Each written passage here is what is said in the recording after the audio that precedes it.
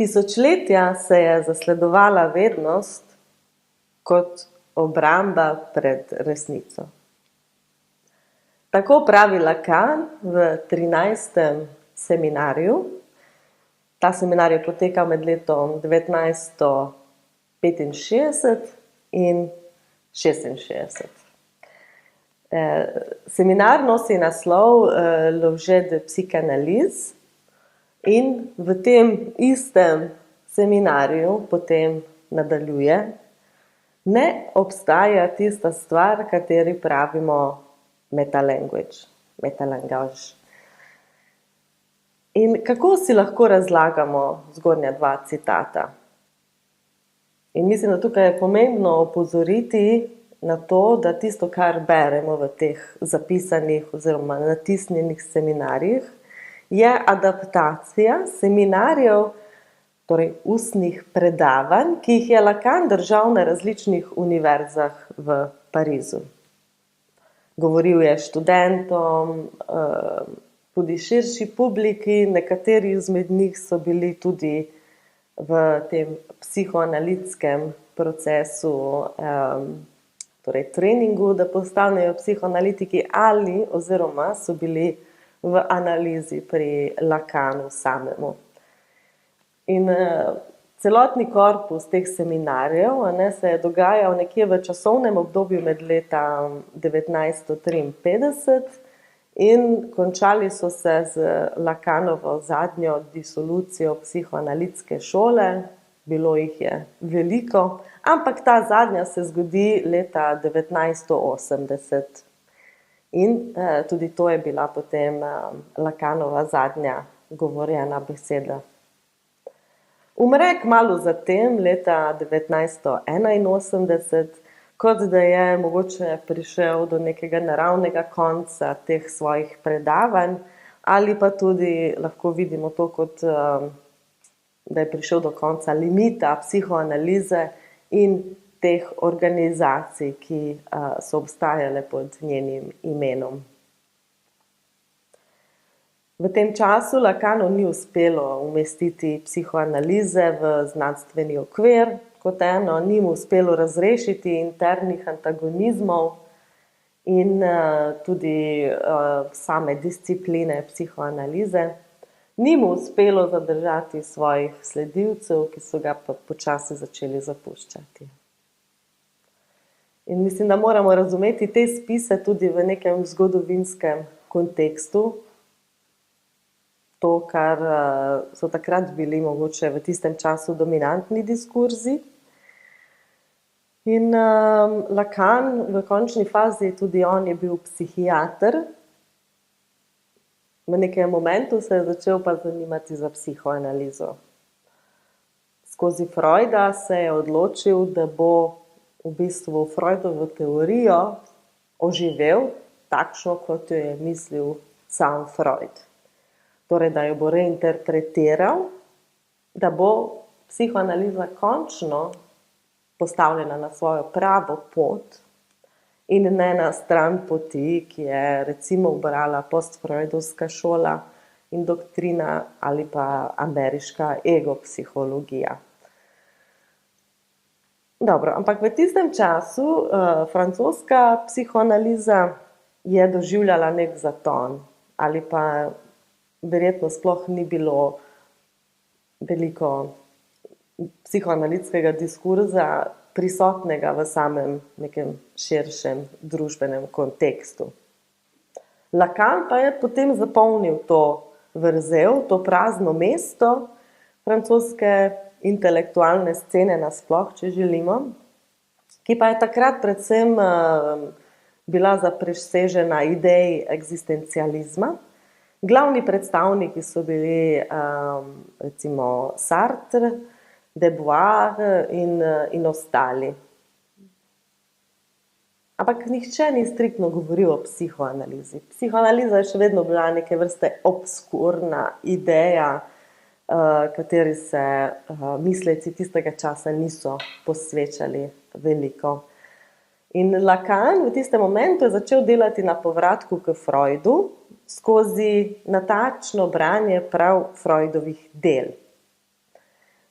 Lotil se je vsekakor tudi natančne kritike, recimo post-freudovskih gibanj ter psihoanalitskih asociacij nasploh, njihove konzervativnosti in natančne teoretske linije. In ti seminarji Lacana so danes urejeni pod redakcijo Jacques-Alain Millerja. On je tudi Lacanov zet in je dobil ekskluzivne pravice za urejanje njegovih zbranih del. Torej, Lacan v bistvu zelo malo sam napisal. Imamo samo eno publikacijo zbranih spisov, generalno pod naslovom Écrits, ali z drugimi besedami spisi, ki pa so še bolj kriptični od samih seminarjev, ki so bili takrat poslušani na univerzah. Vsekakor tudi ti niso zelo lahko branje. Dobro, in po vsem tem se moramo spet vprašati, kaj sploh je psihoanaliza in še bolj, kaj je potem Lacanova psihoanaliza. Psihoanaliza je predvsem praksa. Potem pa je tudi teorija. In kot takšna ima tudi nek učinek na družbeno telo. Sicer je ta učinek zelo sporadičen, zelo indirekten in deluje predvsem skozi individuuma. Torej tistega, ki pride na psihoanalitično obravnavo. In zaradi tega je potem tudi psihoanaliza nek specifičen diskurs. Torej obstaja psihoanalitični diskurs. In kaj sploh mislimo s tem, ko rečemo diskurs? Kaj je ta koncept, pojav? Predvsem mislimo na funkcijo strukture sporočanja. Torej, tam, kjer se nekaj sporoča, nekdo sporoča nekomu, tam se nahaja tudi subjekt. Torej, subjekt je nujno vključen v kakršenkoli proces diskurza in diskurz ne more obstajati brez subjekta. Subjekta tistega diskurza. In tudi ne more obstajati brez tistega drugega, torej tistega, ki je naslovljen skozi diskurs.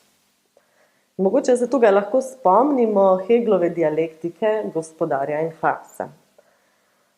Kako gospodar ukaže hlapcu, da ta začne delati zanj, da producira zanj.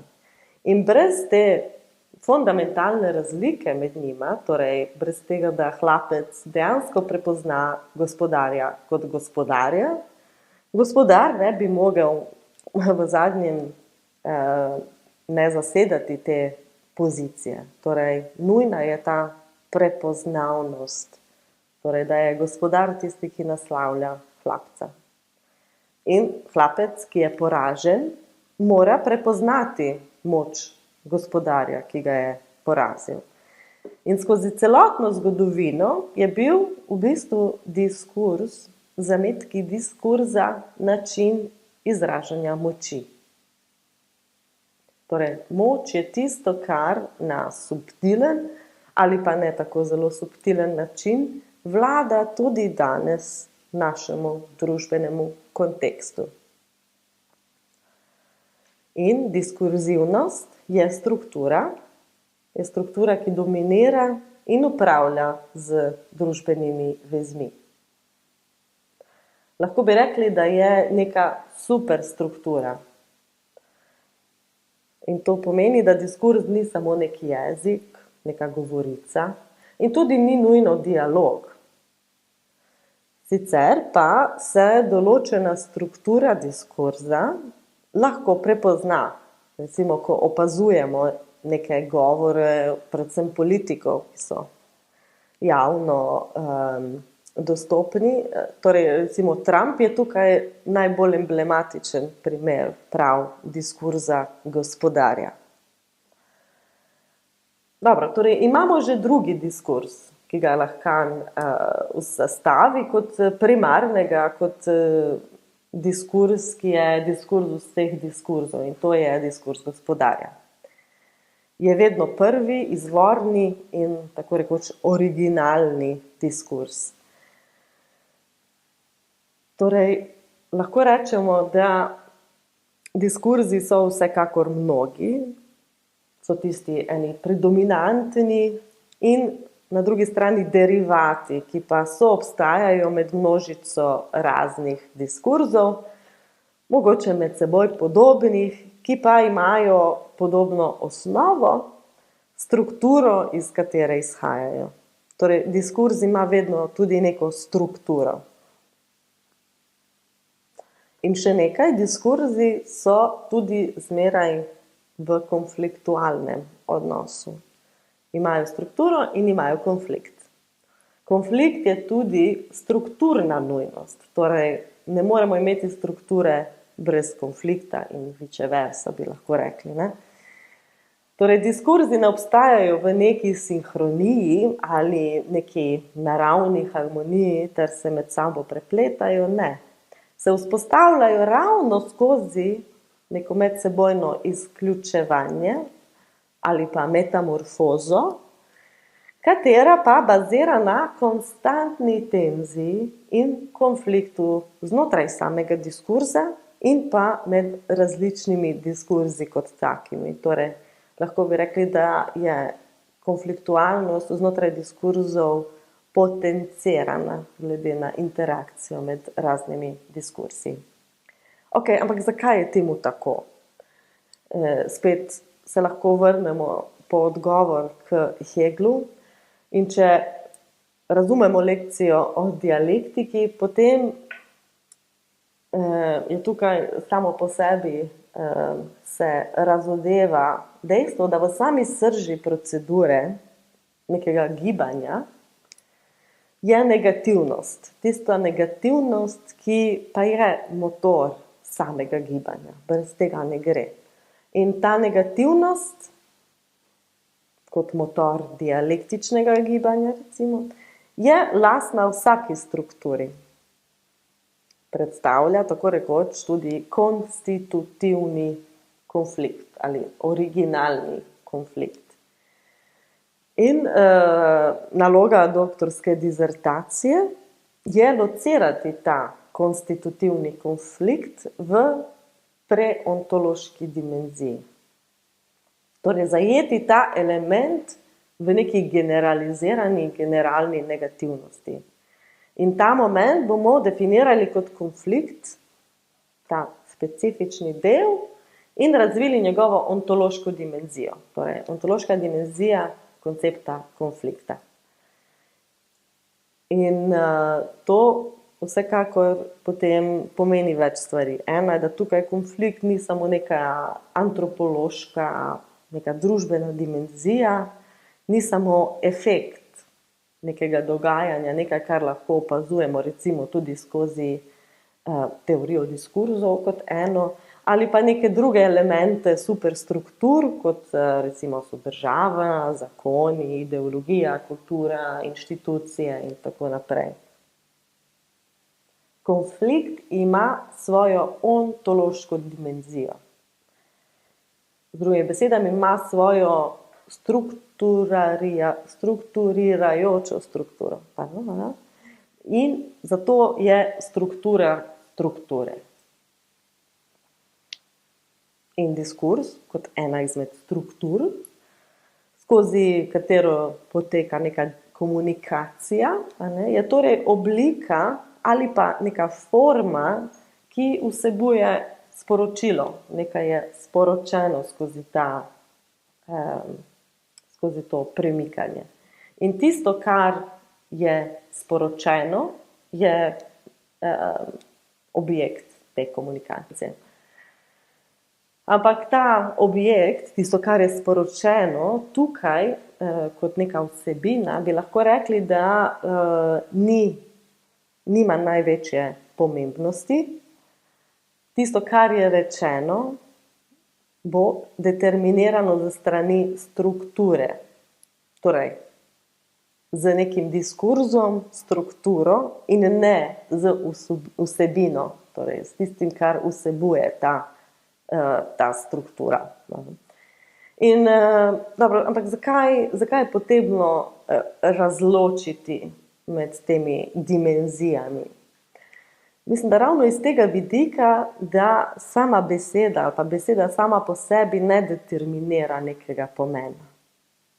Tisto, kar je ključno, je pravzaprav pozicija oziroma struktura anunciacije. Struktura anunciacije, samo z drugimi besedami, tisto, kar predpostavlja nek subjekt, nekoga, ki nekaj zažene iz specifične pozicije, seveda.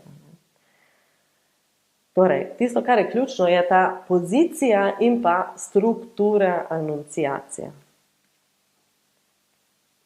In subjekt nikoli ne nanaša in se ne nahaja v neki besedi, v neki specifični izgovorjeni entiteti, ampak vedno in izključno v procesu anunciacije. Torej, v samem govorjenem, v tem procesu izgovarjanja. In mogoče tukaj se zgodi prav ta preobrat v psihoanalitski teoriji in seveda potem posledično tudi praksi, ali pa ravno obratno, kjer Lacan začne zasledovati samo strukturo. Torej, opusti analizo posameznih besed, ta ali ono, in se osredotoči na sam proces govora. In to, mesto anunciacije, je zelo pomembna stvar za psihoanalitsko proceduro, vkolikor psihoanaliza diferencira prav med to anunciacijo, tem procesom, in anunciiranim. In spet je to vsa razlika med vsebino in strukturo, skozi katero prihaja ta vsebina. Torej, v tej neki logiki Lacan razvije teorijo diskurza in mislim, da v njegovem opusu je vsekakor eden od pomembnejših elementov. Ta teorija najbolj celostno elaboracijo doživi prav v seminarju 17 z naslovom Hrbtna stran psihoanalize, ki se je odvijala pravzaprav na hrbtni strani leta 69-70, torej po eventih maja 68, ki so zaznamovali seveda študentski protesti na ulicah Pariza, in ta dogodek je vsekakor zaznamoval tudi Lacana. Mogoče ga ni inspiriral najbolj v nekem političnem smislu, ampak prav v smeri formalizacije diskurza. Torej, mogoče neka malo bolj formalistična oblika tega. In mogoče na nek način tudi to bila politična kontribucija, zakaj pa ne. V končni fazi mislim, da bi bilo zanimivo omeniti par anekdot, ki obstajajo iz tega obdobja, seveda tudi v pomoč kontekstualizacije takratne situacije, torej ta politični moment v Franciji in pa potem tudi Lacanovo teoretsko delo, ki se je razvijalo pravzaprav v tistem času. Prvi je Lacanov govor študentom, en specifični govor, in drugi je en grafit, ki se je opazil takrat na ulicah Pariza. Torej, Lacan je zmeraj bil relativno kontroverzna osebnost, imel je zaprisežene sledilce, a imel je tudi ogromno kritikov in v takšnih revolucionarnih časih, ki so seveda kulminirali v maju 68, so se te tendence seveda videle zelo jasno. Študenti so glasno nasprotovali v njegovih seminarjih, ga konstantno provocirali in med ostalim tudi uporabljali njegov koncept diskurzov kot način provociranja. Dobro, in ta prva anekdota zadeva ravno enega izmed teh konfliktualnih srečanj med Lacanom in študenti. V govoru, ki nosi L'Impromptu de Vincennes, Vincennes je bila tista univerza, zelo glasna na severu Pariza, kjer je Lacan držal večino svojih seminarjev. In tudi univerza je bila zelo politično usmerjena, zelo radikalna v nekih smislih. Torej, pride do konfrontacije, ki se zaključi z enim od Lacanovih zelo slavnih kritičnih komentarjev. In tukaj citiram ta zadnji odgovor Lacana na vse te provokacije skozi celotni seminar.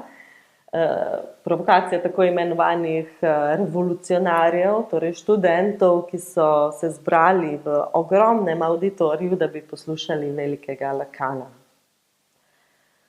Študenti vidno frustrirani in željni neke resnične spremembe napadejo Lacana kot samo še enega gospodarja, ki v bistvu nima zapovedati prav nič o ničemer. In citiram zdaj direktno v prevodu Lacana: če bi imeli malo več potrpljenja in če bi dovolili, da se naši impromptuji nadaljujejo, bi vam povedal, da revolucionarna aspiracija nima nobene druge možnosti, kot da kulminira vedno v diskurzu gospodarja. To je tisto, kar je izkušnja dokazala. To, k čemu stremite kot revolucionarji, je gospodar. Brez skrbi. Tega boste tudi dobili. Konec navajanja. In tukaj ne bomo veliko komentirali Lacanove pozicije do revolucije ali pa revolucionarne politike.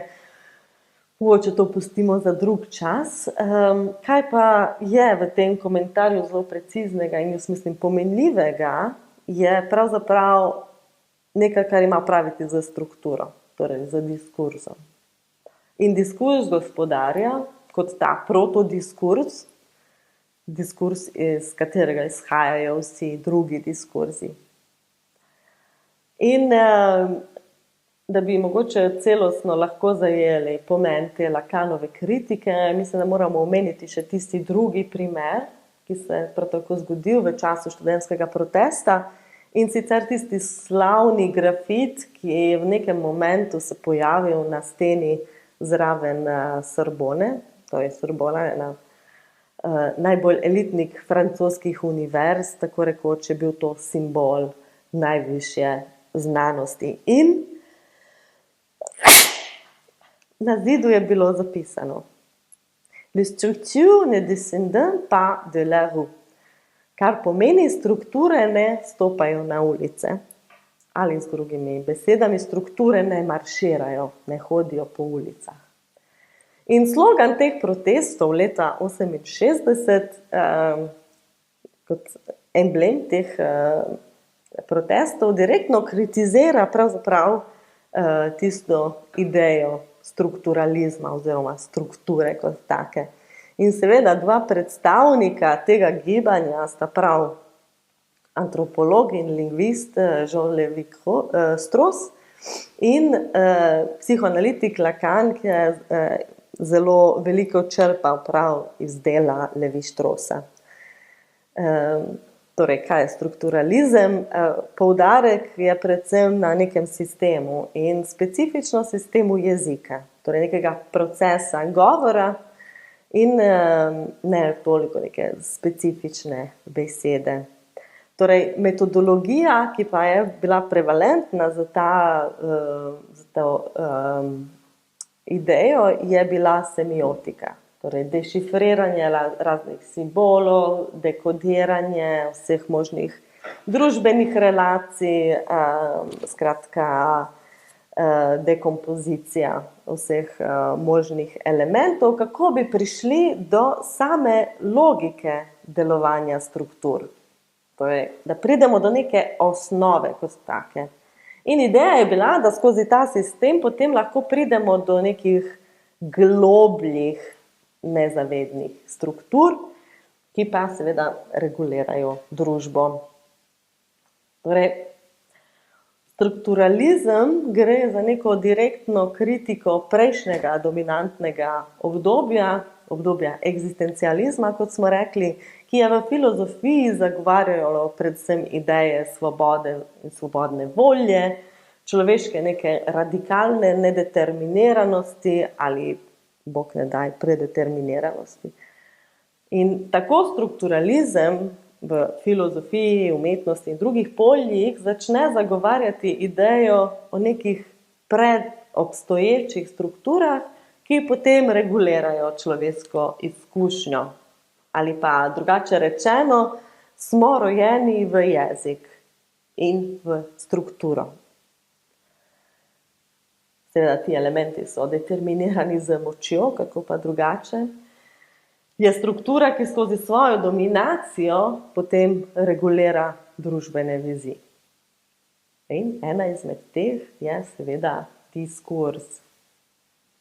No, študentsko-delavsko gibanje se seveda ni hotelo strinjati, se je uprlo strukturi, strukturalizmu in niso želeli sprejeti ideje nekih predeterminiranih struktur, ki že obstajajo, ter seveda neko nespremenljivost določenega političnega stanja. To lahko vidimo kot eden izmed mnogih družbenih tenzij, nekih antagonizmov, ki občasno izbruhnejo in pokažejo tisto še globjo razredno resnico. Vrzel, ki vedno znova potisnjena ali zakopana na nek način v ideološke narative tistega časa in seveda tistega vladajočega razreda.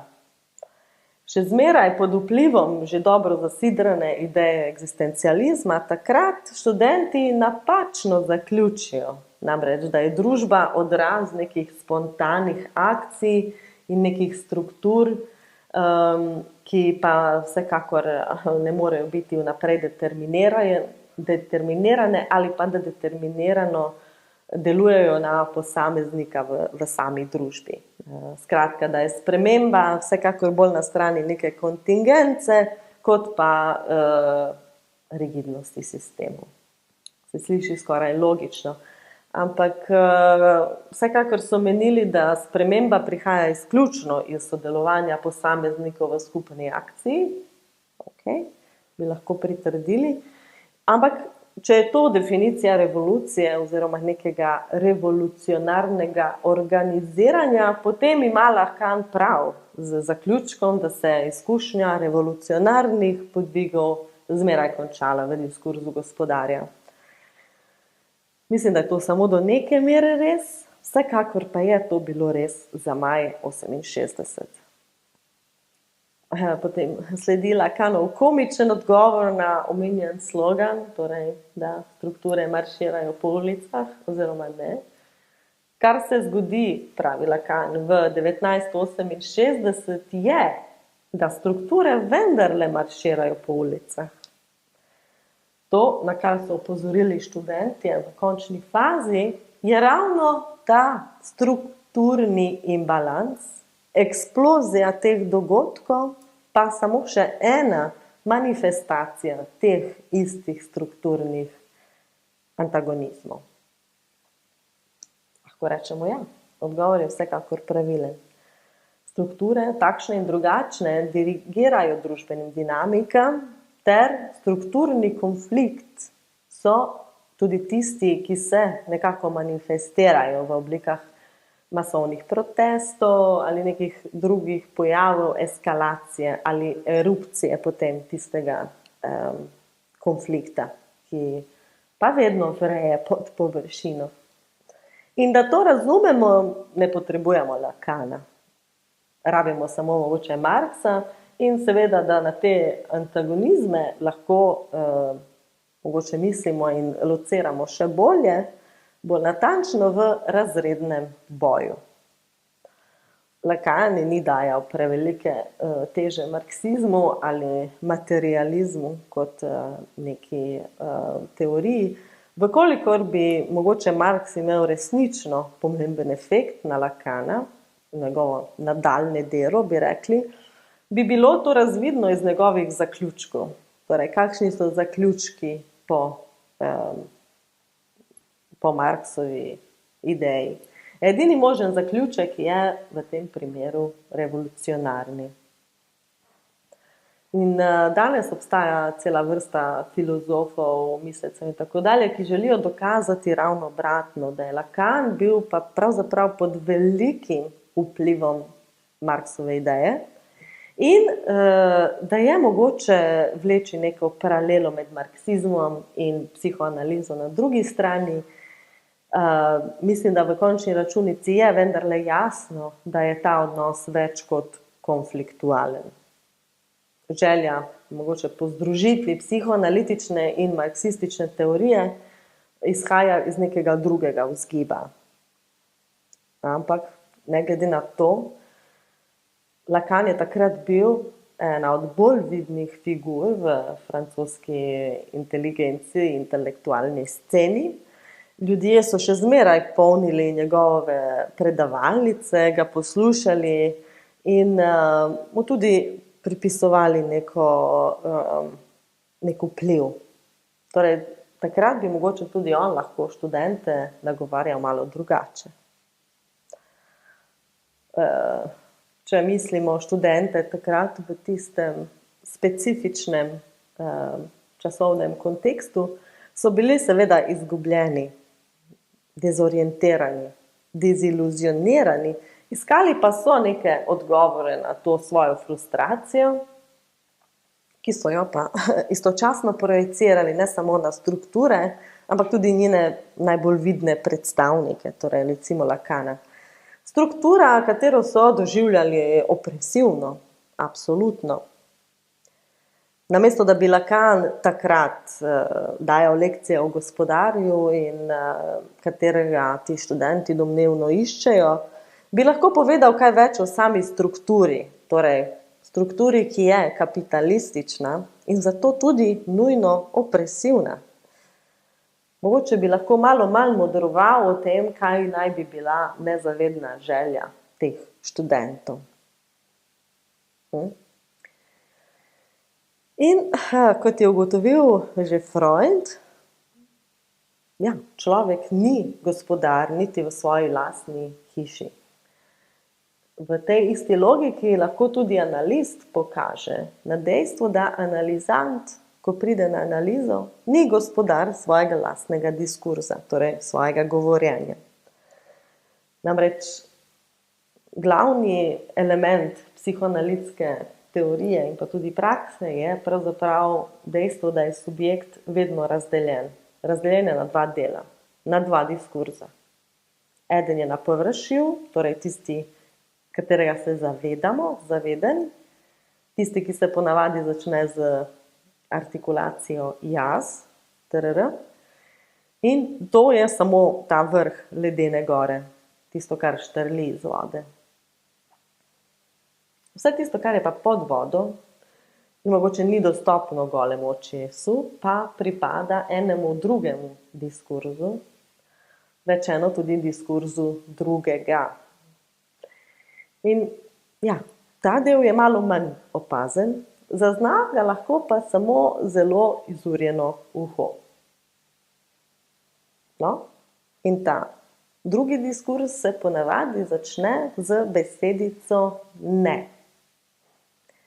Ne vem, ne mislim, nisem nikoli razmišljal na tak način. Torej, tukaj mislim, da pridemo direktno do same srži diskurza, torej kako je strukturiran diskurz. Najprej mislim, da je pomembno zaznati dva nivoja. Torej, obstajata dva nivoja diskurza, eden zgoraj, eden spodaj, pod črto. In kaj dejansko te dve dimenziji pomenita. Torej, v spodnjem delu je ponavadi efekt nekega diskurza, nekaj, kar se dogaja na zgornjem nivoju, potem razvidno tudi kot efekt na spodnjem. In spet, diskurs je strukture. In mislim, da je to še enkrat zelo pomembno ponoviti. In te strukture, torej razni diskurzi, ki so strukturirani, so tudi med seboj različni. Torej obstaja strukturna razlika med diskurzi. In kot vidimo, ima diskurs vedno 4 pozicije. Torej agent, drugi, produkcija, resnica. Če gremo v smeri urnega kazalca, kako so te pozicije tukaj zabeležene. Ima tudi vedno 4 simbole. Vsak diskurs bo imel 4 simbole, ki potem zapolnijo pozicije. In struktura je determinirana z strani teh 4 pozicij. In potem posledično simbolov, ki okupirajo posamezne pozicije. Torej, imamo 4 predominantna diskurza, ki jih je Lacan identificiral. 2 smo že omenili, torej diskurs analitika, diskurs gospodarja. Matemi, torej neki simboli, ki se bojo ponavljali skozi vse 4 diskurza, S1, S2, prekrižan S in mali a, S1 kot glavni označevalec, S2 vednost, prekrižan S subjekt, subjekt vedno razumemo kot split subject, zato pa tudi ima tole zarezo, zgleda kot $sign, ampak ni. In pa A surplus, torej surplus enjoyment, surplus vrednost, tisto, kar je generalno proizvedeno skozi različne diskurse. Ampak bomo šli po vrsti. Funkcije, torej funkcije posameznih diskurzov grejo po vrsti. Agent, drugi, produkcija in resnica. Torej, to so funkcije. In kot bomo videli, elementi, torej matemi, tisto, kar smo tukaj videli, ti majhni znakci, pa bodo rotirali. In sicer ne v smeri urnega, ampak v nasprotni smeri urnega kazalca. In bodo zapolnili posamezne pozicije glede seveda na specifičen diskurs in funkcijo.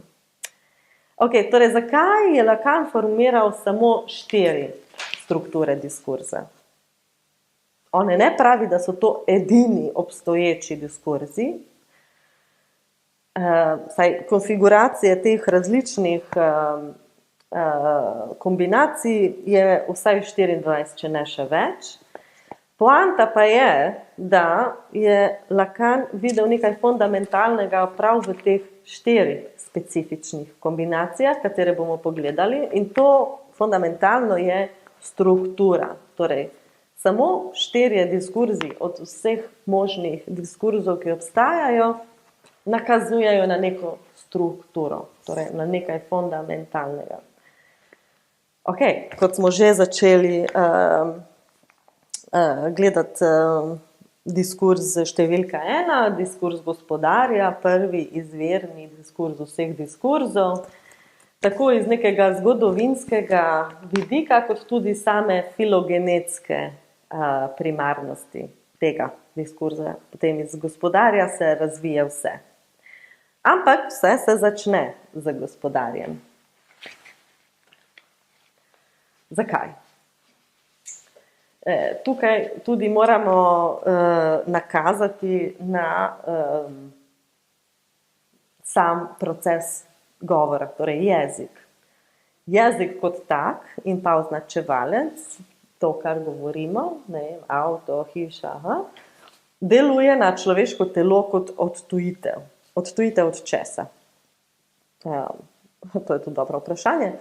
Torej, če je označevalec kot znak enak odtujitvi, potem tudi prva diskurzivna struktura mora biti odtujitev kot taka. Govoriti se začne skozi diskurs, ki je odtujitev par excellence, torej diskurs gospodarja. No, Konkretno, zdaj, če gledamo te znakce, kaj dejansko pomeni ta privilegiran diskurs gospodarja. Spet, da se spomnimo, tukaj zgoraj imamo pozicijo agenta, torej to dominantno pozicijo, ki ukazuje celotni dinamiki tega diskurza. V diskurzu gospodarja imamo tukaj S1. Torej, ta S1 stoji za nek označevalec. Lahko je katerikoli označevalec, nima veze. Nima neke inherentne logike ali pa smisla sam po sebi. Lahko je to demokracija, produktivnost, konzumerizem, umetnost, karkoli. Glavna poanta pa je v tem diskurzu, da se ta označevalec, ki je tukaj, katerikoli, pa mora upoštevati. Ta označevalec se mora ubogati. Zakaj? Zato, ker je temu tako rekel gospodar.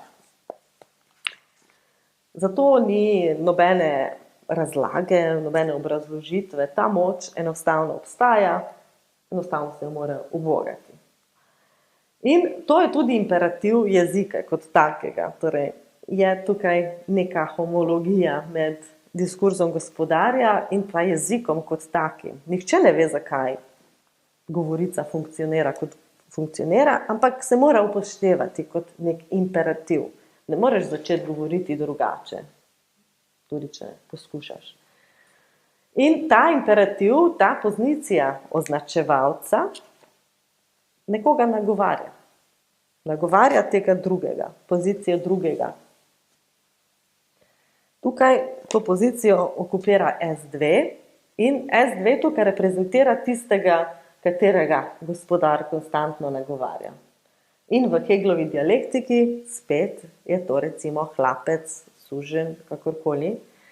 Torej, gospodar nagovarja sužnja, da ta začne delati zanj. Dela, producira in tako naprej, hlapčuje za tega gospodarja in tako naprej.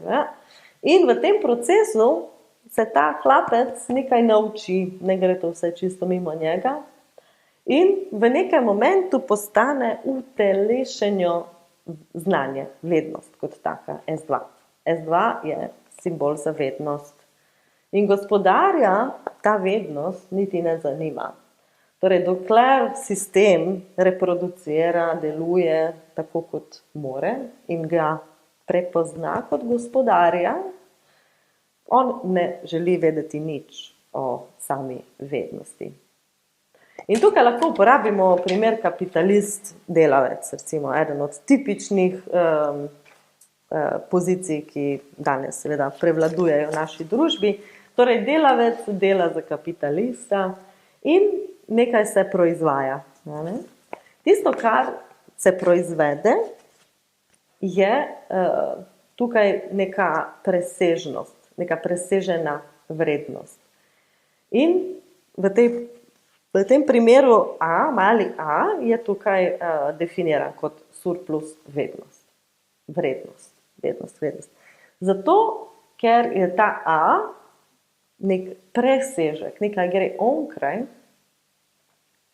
tisto, kar je onkraj, se potem vrne do gospodarja oziroma kapitalista, ki apropriira ta surplus, to vrednost. Vemo, da potem gospodar vzame in tudi lahko na ta račun uživa. Torej, istočasno ta presežek vrednosti je lahko tudi nekaj, kar se v psihoanalizi imenuje surplus jouissance.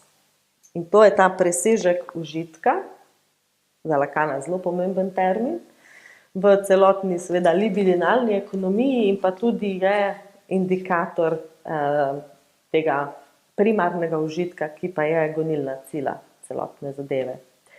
Ok, manjka nam še nekaj tukaj. Zadnja pozicija v tem diskurzu, tukaj označen z prečrtanim S. Zadeva je taka, da gospodar v svoji poziciji ne sme nikakor priznati nobene šibkosti. Ne sme izpasti kot nekdo, ki ni tako kastriran kot vsi ostali. No? Kot vemo, pozicija spodaj je vedno pozicija resnice. V katerem koli diskurzu tukaj se nahaja resnica. Tistega specifičnega diskurza, seveda. In zato, ker je to resnica gospodarja, torej ta maskiranje resnice, ki pa je v končni fazi, zato kot za vse nas, da je tudi gospodar v končni fazi razdvojen subjekt. Namreč to pa je definicija tega znakca. Razdvojen je seveda med zavednim in pa nezavednim. Torej, da je tudi on šel skozi simbolno kastracijo, ki jo pa povzroči označevalec kot tak. Torej, tudi S1 v končni fazi je kastrirajoč efekt na subjektivnost. Ne? In ta resnica v primeru diskurza gospodarja je disimulirana resnica, torej je zakrita resnica, je resnica, ki se ne sme na nikakršen način realizirati in pa sprejeti. Ok, v diskurzu univerze, univerzitetnem diskurzu pa imamo dominantno pozicijo, torej tisti, ki je agent. Tukaj jo okupira pa S2 simbol, kar pa tudi pomeni agent kot sistematizirana ali pa univerzitetna vednost. Torej, na prvem mestu S2 ali vednost, ki potem nagovarja drugega, v primeru tega diskurza je to mali a, torej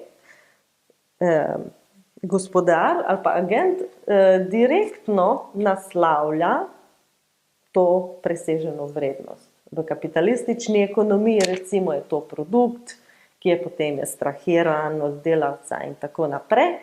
Ampak zakaj tukaj vednost kot taka nagovarja direktno mali a ali pa ta presežek kot tak? Ja, mislim, da tukaj tudi Lacan se strinjal, da diskurz univerze pravzaprav je samo še en diskurz gospodarja. Zdaj bomo pa videli, zakaj. Torej, diskurz, kot diskurz univerze, je direktno povezan z kapitalizmom ali pa s tem, kar bi lahko tudi rekli nekim vojnim industrijskim kompleksom, kar je pa tudi najvišja razsežnost, bomo rekli, kapitalističnega sistema in eksploatacije. In diskurz, kot recimo univerzitetni, je dejansko konstantno konfrontiran z lastnim obstojem, bi lahko rekli. Ker na mestu resnice v tem specifičnem diskurzu se nahaja spet S1. In kot vemo, S1 je master signifier, je ta glavni označevalec, pod katerim operira celotni sistem. Torej, za univerzitetni diskurz vsekakor je jasno, da je zadaj še vedno gospodar. Torej, v imenu česa deluje univerzitetni diskurz? V primeru eskalacij, ki smo jih videli na Bližnjem vzhodu, ki že traja nekaj časa, tiste univerze, ki so bile nekako povezane direktno z izraelskim vojnim kompleksom, na kak način so se opredelile do tega označevalca, do tega F1, kako so konfrontirali to resnico, svojo lastno resnico obstoja. Da je vednost, ki jo producirajo, še vedno pod velikim vplivom gospodarja in seveda njegovega označevalca. Dobro, manjka nam seveda še tretja pozicija, torej spodaj v primeru univerze, to je produkcija, tisto, kar se producira znotraj nekega diskurza. Univerza proizvede razdvojen subjekt, torej split subject, tale dollar sign, je tudi tisto, kar je radikalno. Ta razdvojenost med zavednim in nezavednim je radikalna pozicija. Ampak subjekt, ki pa je proizvod diskurza univerze, je obenem tudi odtujen subjekt. Z drugimi besedami, nek moment radikalnosti, ki bi univerza ga lahko proizvedla, je seveda tam, ampak istočasno je tudi izključen. Subjektivnost, ki je proizvedena, mora v končni fazi služiti gospodarju. Tukaj v primeru univerze služi seveda vednosti kot taki, ki pa je na vsekakor nezavednem nivoju še vedno diskurs gospodarja. Torej, z drugimi besedami, diskurs univerze ne stoji za znanost, oziroma znanost kot taka ni nujno tudi diskurs univerze.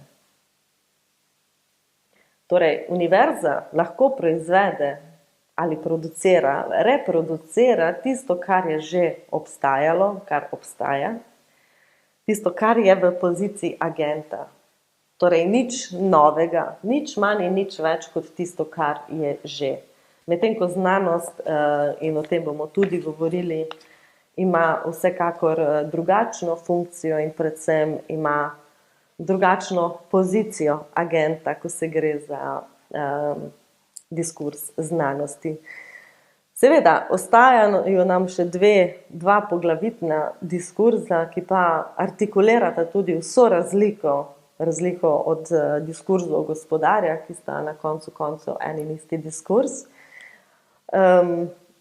Za razliko od diskurzov, ki so vsekakor v tem produkcijskem sistemu skozi nek ukaz, recimo gospodarja, pa imamo tudi en drug princip, eno drugo logiko, skozi katero so lahko diskurzi strukturirani. Torej, za diskurs analitika in za diskurs histerika velja ena čisto druga logika in izhajajo iz čisto druge pozicije tega agenta. In ta obrat ali pa to protivtež gospodarjem pa vsekakor bomo pogledali naslednjič v kontekstu malo bolj radikalnih in vsekakor bolj emancipatornih diskursov. Hvala.